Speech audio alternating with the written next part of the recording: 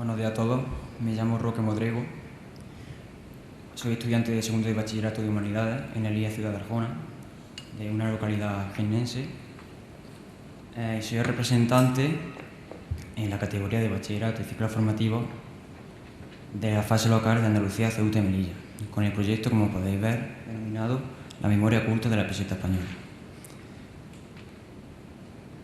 Este estudio hace un recorrido por todos los tipos de monedas de la divisa peseta, analizando las características más comunes en esta, con el objetivo primordial de acercar la estadística al campo de la investigación histórica, tema de mi interés personal. Dicho esto, voy a pasar a cómo he recogido los datos.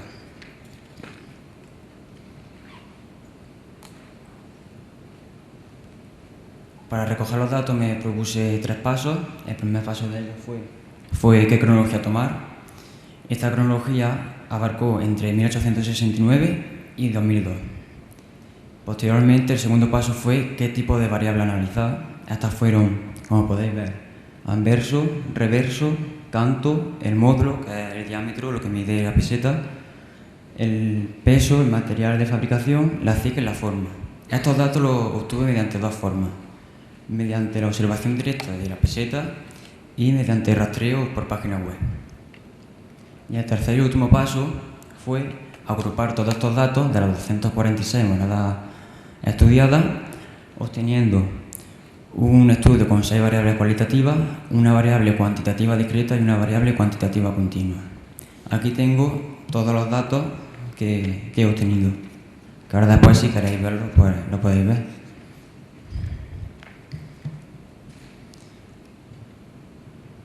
Empezamos con el análisis formal del estudio. Primeramente, con la variable del canto. Tras analizar lo que es los datos, podemos decir que la modelo indica que el mayor porcentaje, con un 29,67%, presenta en su canto una forma estriada. La diferencia, posteriormente, las 2 formas de canto más características son con un 28,46% el liso y con un 18,69% el plano. La diferencia entre estas dos es que el plano solo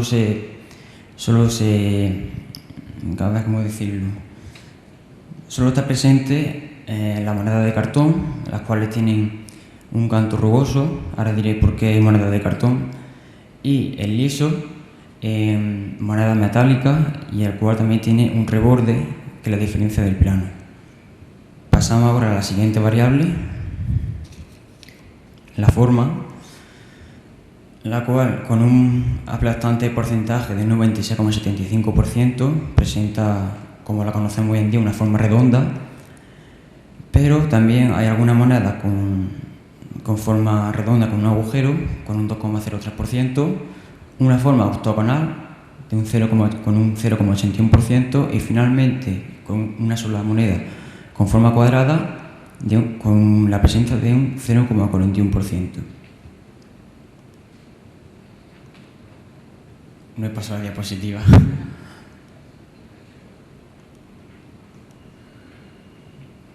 Vale, llegamos al material. Aquí me voy a detener un poco más porque voy a hacer un recorrido histórico de qué material se ha empleado más en cada periodo, que comprende la cronología tomada. La moda nos indica que un mayor porcentaje de un 35,79% las monedas fueron fabricadas con cobre. Sorprendentemente, con un 18,7%, el segundo material es el cartón, como he dicho anteriormente, y otros materiales de fabricación de monedas frecuentes son la plata de Ley 835, el latón y el níquel. Los demás materiales fueron empleados para lo que son aleaciones en la moneda. Y ahora llegamos a lo que es el recorrido histórico que he comentado anteriormente.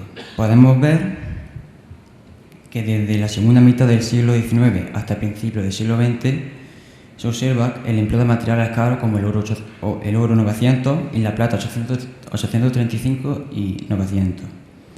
En la dictadura franquista y el reinado de Juan Carlos I destacaron la acuñación en cobre, como podemos ver allá arriba en la esquina superior derecha. Y finalmente, en los periodos de inestabilidad política como la Segunda República y Guerra Civil se observan acuñaciones de materiales pobres como el cartón y el latón.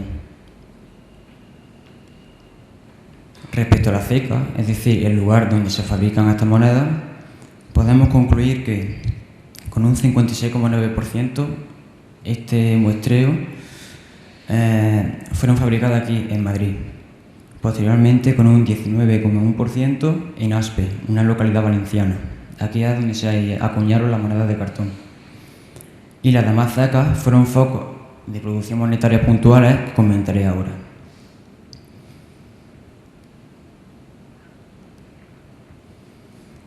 En la Primera República se acuñan en Cartagena, donde se produce la Revolución Cantonal.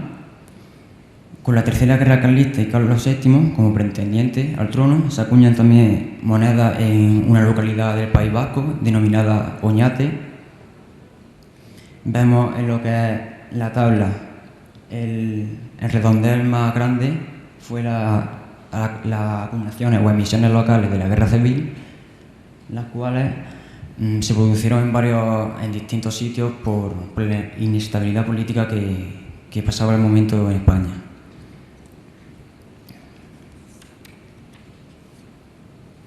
Hasta ahora hemos analizado lo que son variables cualitativas y ahora llegamos a una cuantitativa.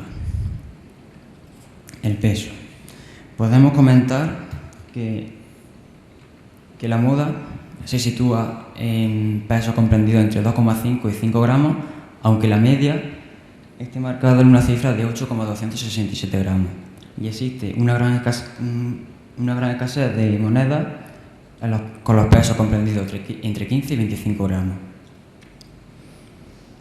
Lo que hemos hecho con el peso lo vamos a hacer ahora con el módulo, es decir, el diámetro, lo que mide la moneda en milímetros. Y podemos indicar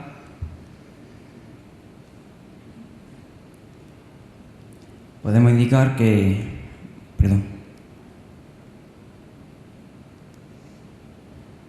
con un 19,9% el módulo tiene una moda marcada en 35 milímetros, aunque la media esté cifrada en 24 milímetros. También existe una gran estabilización entre los módulos comprendidos en 18 y 24 milímetros.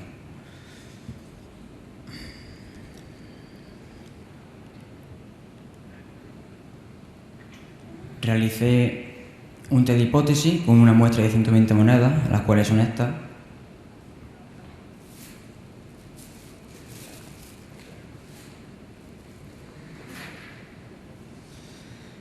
Que obtuve de alumnos que tuve en mi clase. Y estas son, como he dicho anteriormente, de las más modernas, de la dictadura franquista y del reinado de Juan Carlos I. Y quería saber si el peso y el módulo medio de esta muestra era igual al peso y al módulo de toda la muestra tomada, es decir, de las 246 monedas estudiadas. Establecí una zona de aceptación del 99%, pero me sorprendió mucho que me rechazase. ¿Por qué me rechazó? Por varios motivos. Una de ellas es que durante la historia de la peseta, a medida que nos vamos acercando a las más modernas, estas han pesado y han medido menos porque usan materiales más baratos y por su comodidad en el uso. Otra es que el valor de mercancía debe ser menor que el valor real. Y otra que el poder adquisitivo ha ido disminuyendo. Lo que se compraba en 1869, en los primeros años de la peseta, con una peseta, no se podía comprar en el año 2000 con una peseta. Necesitábamos en esta última fecha muchas más pesetas. Y aquí os traigo una muestra de cómo ha ido evolucionando la peseta.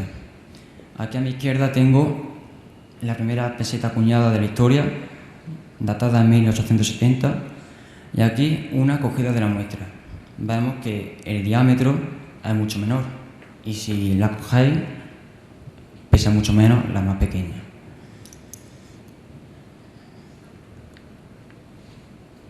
Por último, llegamos ya a lo que es el último apartado del análisis formal. Estas características, por decirlo de una manera, no las he tomado como variables, ya que sus modalidades no son excluyentes y pueden presentar tanto en el anverso como en el reverso distintos aspectos figurantes. Lo que sí he hecho ha sido contar cuántos cuántas monedas presentan estos aspectos figurantes, que la podéis ver en lo que son las tablas. Como conclusiones podemos decir que en el anverso de la peseta española destaca la presencia del año de acuñación, el nombre del país y el retrato y el nombre del rey. Y en el reverso destacamos el valor, el escudo del país y algunas leyendas o símbolos. Aquí os muestro algunos ejemplos del anverso y del reverso.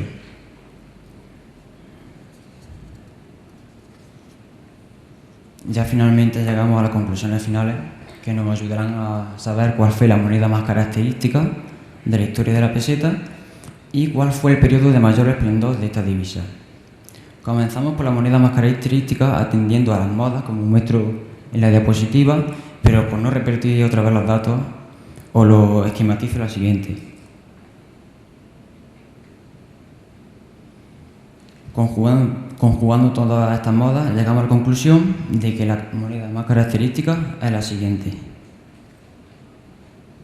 Esta que tengo aquí en mi mano. Esta corresponde a la primera serie del reinado de Juan Carlos I con el valor una peseta. Y finalmente, ya para concluir lo que es el proyecto, voy a decir cuál fue la etapa de máximo esplendor. En la tabla podemos ver tres variables que he tomado en cuenta, como son la centralización de la ceca, teniendo en cuenta que la centralización en un solo lugar da imagen de estabilidad. Posteriormente, la moda de cada material empleado en cada periodo, teniendo en cuenta también que unos materiales pobres, por ejemplo, como vemos en rojo, del cartón y el latón en la Segunda República Española y la Guerra Civil, da imagen de inestabilidad. Y posteriormente, los tipos de monedas acuñados, teniendo en cuenta los valores y los distintos aspectos que estudian. Llegamos a la siguiente clasificación de estos periodos, la cual la encabeza Alfonso XIII.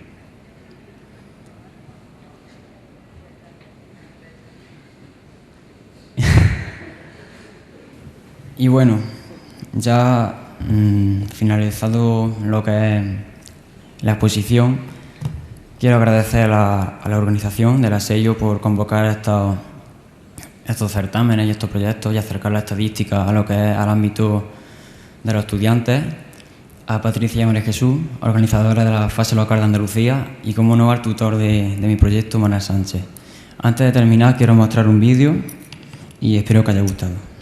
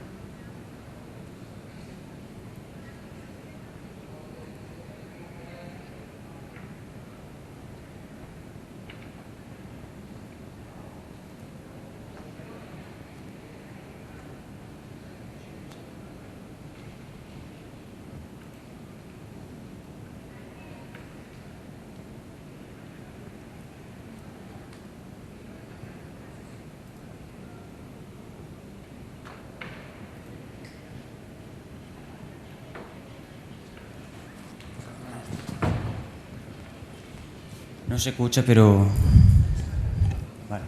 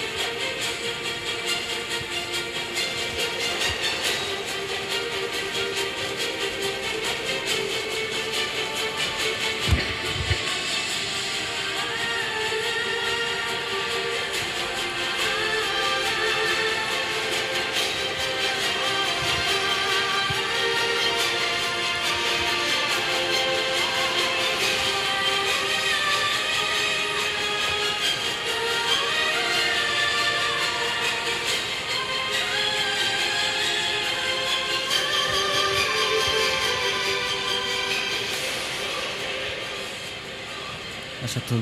Gracias.